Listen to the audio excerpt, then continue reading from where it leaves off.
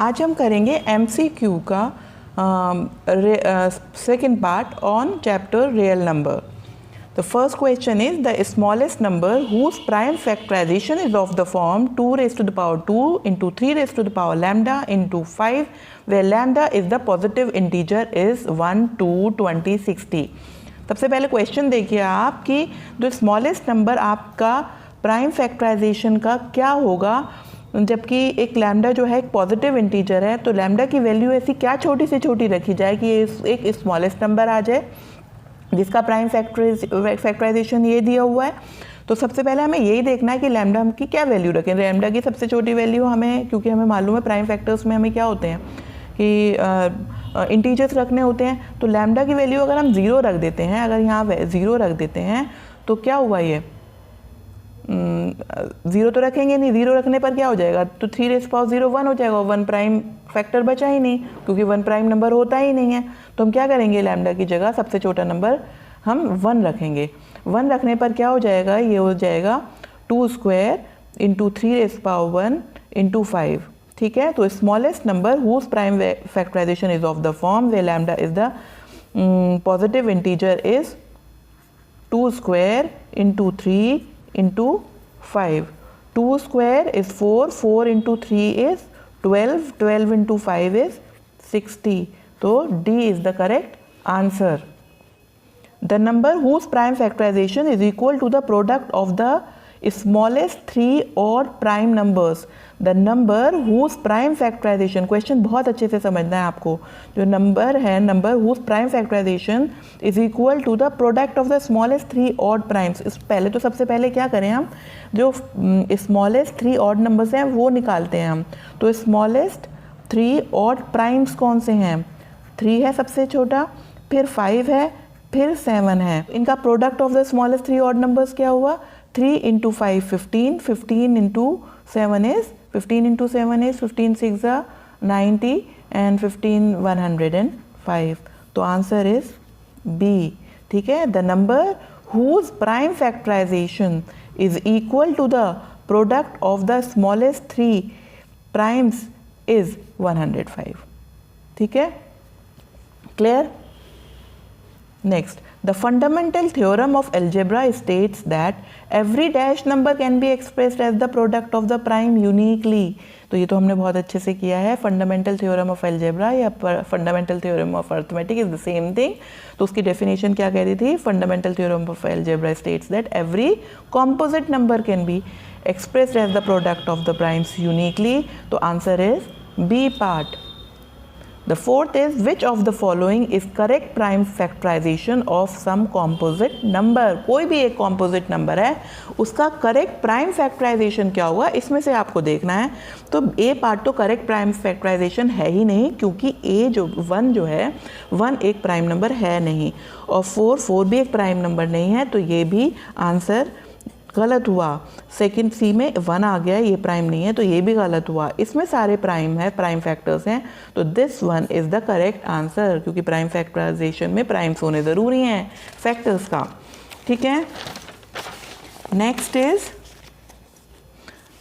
a composite number is expressed in the form of 2 raised to the power p, 3 raised to the power q, 7 raised to the power r, where p, q, r are the positive integers. The number cannot end with the digit. अब ये बताइए कि ऐसा number जिसको हम expansion इसकी करते हैं p, q, r कोई भी पॉजिटिव इंटीजर रखने के बाद, तो वो उसका जो यूनिट प्लेस पर क्या नंबर नहीं होना चाहिए. तो बहुत ही क्लियर है, पहले की तरह अगेन 5 का ही फैक्टर होना चाहिए, कि यहाँ पर 5 का फैक्टर होगा तो हम 0 हो सकता है. अदरवाइज 2 3 7 के होने से कभी भी ये 0 इसके एंड में या यूनिट प्लेस पर नहीं आएगा, वो नंबर एंड नहीं होगा 0 पर. अगर 0 का एंड हो तो यहाँ पर इसका 5 का एक फैक्टर होना बहुत ज़रूरी है. तो answer is a. The number 2 raised to the power p into 3 raised to the power q into 5 raised to the power r, where p, q, r are the positive integers always end with the digit. कौन से number पर हमेशा digit जो होगा digit होगा, and में digit होगा. तो यहाँ पर 2 भी है और 5 है, तो इसका मतलब इसका 2 और 5 का पेयर बन गया है एक, और उसमें 10 ज़रूर आना है. जब भी हम 10 को मल्टीप्लाई करेंगे तो 0 ज़रूर होगा, तो उसके एंड में के डिजिट में 0 ज़रूर होगा. Next is the number 1 into 2 into 3 into 4 into 5 into 6 into 7 into 8 plus 9 is a composite number, prime number, even number और मल्टीपल ऑफ 10। देखते हैं भाई क्या है ये। यहाँ पर 9 है, 9 को हम लिख सकते हैं कैसे, 1 into 2 into 3 into 4 into 5 into 6 into 7 into 8 plus 3 into 3 लिख सकते हैं। यहाँ पर 3 इसमें भी कॉमन है, इसमें भी कॉमन है, ये दो टर्म्स हैं हमारी, तो दोनों टर्म्स में 3 कॉमन होने पर हम इसको बाहर लेकर ले लेते हैं। तो you are left with 1 into 2 into 4 into 5 into 6 into 7 into 8 प्लस you are left with only 3 inside. तो आपका एक फैक्टर क्या है, एक तो ये पूरा नंबर 1 भी इसका हमेशा फैक्टर है, एक वो नंबर जो पूरा आएगा वो एक खुद है, और अपार्ट फ्रॉम दिस 3 भी एक फैक्टर आ चुका है, क्योंकि 3 भी इस पूरे नंबर का फैक्टर है। तो ये कौन सा नंबर हुआ, कॉम्पोजिट नंबर। प्राइम तो पॉसिबल नहीं है, इवन भी पता नहीं भाई, मल्टीपल ऑफ 10 है ये भी कुछ पता नहीं, लेकिन भाई हमें पता है कि कॉम्पोजिट नंबर तो डेफिनेटली ये है, क्योंकि इसके फैक्टर्स मोर देन 2 आ चुके हैं। 12th part is, if two positive integers m and n are written as m is equals to x raised to the power 8 y raised to the power 5 and n is equals to x raised to the power 16 y raised to the power 10, then HCF of mn बताना है आपको। सबसे पहले तो HCF ही निकाल लेते हैं हम। HCF होता क्या है इन दोनों का, highest common factor. Highest common factor भाई 8 rays power x rays power 8 और x रेज़ पावर 16 में हाईएस्ट क्या है इन दोनों में, हाईएस्ट कॉमन क्या है, x raise to the power 8 और y raise to the power 5 y raise to the power 10 में y raise to the power 5 ये है। तो x raise to the power 8 y raise to the power 5 है क्या exactly, देखिए ये m है, तो क्या हुआ HCF आया m के बराबर। x raise to the power 8 y raise to the power 5 क्या था, हमें यहाँ पर क्वेश्चन में दिया हुआ है m है, क्योंकि m और n की ही फॉर्म में हमारे ऑप्शंस दिए हुए हैं, तो answer is a.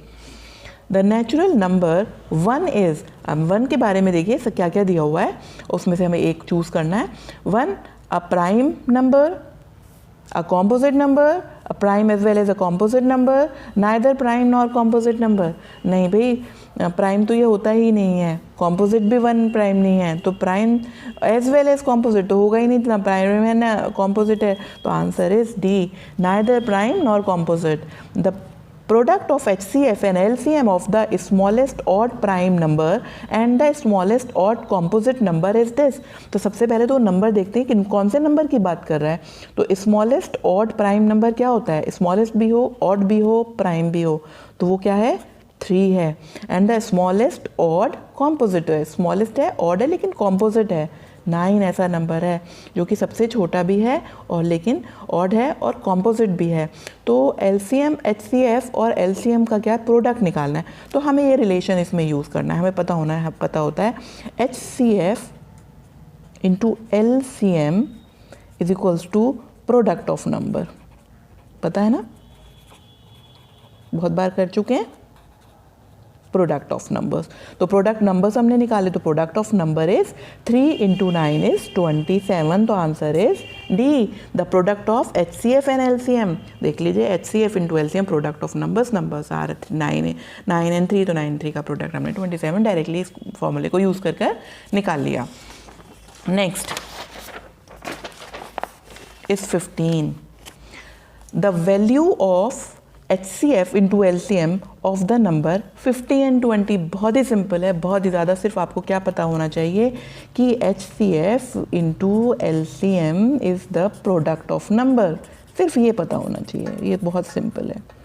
Product of numbers, तो प्रोडक्ट ऑफ नंबर्स क्या दिया हुआ नंबर्स है 50 into 20 that is equals to 1000, तो C part is correct. 16, if HCF of A and 8 is 4 and LCM of A and 8 is 24, then the value of A is this। ठीक है, तो अब इधर देखिए आपको HCF इसमें भी क्या करना है, हमें यही यूज़ करना है formula HCF into LCM is equals to product. ठीक है, प्रोडक्ट ऑफ नंबर्स, HCF दिया हुआ है 4 इंटू LCM दिया हुआ है 24 और प्रोडक्ट क्या हुआ इनका प्रोडक्ट ऑफ नंबर्स, दो नंबर है a और 8, ठीक है। 8 की किसकी वैल्यू निकालनी है, a की वैल्यू निकालनी है, तो a will be equal to 4 into 24 divided by 8, 8 3 ज़ा 24, 4 3 ज़ा 12, तो आंसर इज C 12, ठीक है। The length of the longest rod that can fully measure the dimensions of the cuboidal room measuring 24 meter by 18 meter by 6 meter is this। तो जब longest rod की बात आ जाती है और 3 नंबर दिए हुए होते हैं तो हमारी बात होती है HCF से। HCF मतलब हाईएस्ट कॉमन फैक्टर निकालना है, ऐसा रॉड जो कि तीनों की मेजरमेंट पूरी कर दे, मतलब कोई रिमाइंडर उसमें ना बचे, तो उसको कहते हैं भाई HCF। तो HCF इन तीनों का निकालने के लिए हमें क्या करना है, 24 के फैक्टर्स निकालने हैं, 18 के फैक्टर्स निकालने हैं और 6 के निकालने हैं। 2 1 ज़ा 2, 2 2 ज़ा 4, 2 3 2 6 ज़ा 12 एंड 2 3 ज़ा 6, 2 9 ज़ा 3 3 ज़ा 2 3 ज़ा, ठीक है। HCF क्या हुआ भाई, इसमें 2 किस में क्या क्या कॉमन आ रहा है, इसमें भी 2 एक बार है, इसमें भी 2 एक बार है, इसमें भी 2 एक बार है, तो एक तो 2 हो गया कॉमन। 3 भी इनमें तीनों में एक एक बार है, इनटू 3 हो गया कॉमन, और कुछ ऐसा कॉमन नहीं है, हाईएस्ट कॉमन फैक्टर। यहाँ 2 जो है 3 टाइम्स है, यहाँ 1 टाइम है, यहाँ 1 टाइम है, तो सिर्फ 1 ही लेंगे। इधर 1 टाइम है, इधर 2 टाइम्स है, इधर 1 टाइम, तो 1 टाइम लेंगे, तो आंसर इज 6 मीटर, ठीक है। तो आज हमने सेकंड पार्ट भी कंप्लीट कर लिया है MCQ का। अगर आपको और चाहिए तो कमेंट्स में मुझे बता दीजिएगा, मैं और वीडियो बना दूंगी। लेकिन प्लीज़ मेरे चैनल को लाइक और सब्सक्राइब ज़रूर कर दीजिए और हो सके तो शेयर भी करिए। Thank you.